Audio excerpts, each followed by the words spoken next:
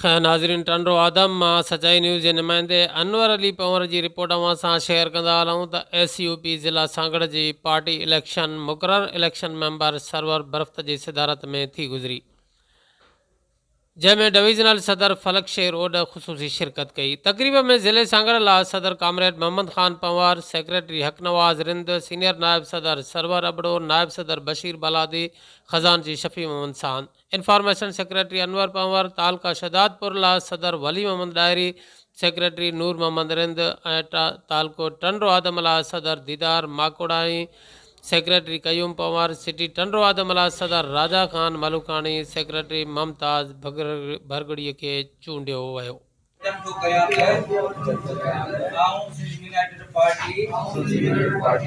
जे सियासी प्रोग्रामन के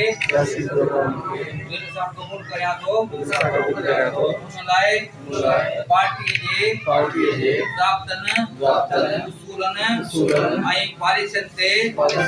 कारबंद रहंदे पार्टी जे आइन जो पाबंद रहंदुसि। पार्टी तरफ़ां सौंपियल ज़िम्मेदारियुनि खे सच्चाई, ईमानदारी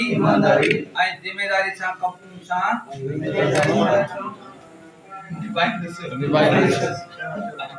आऊं पार्टी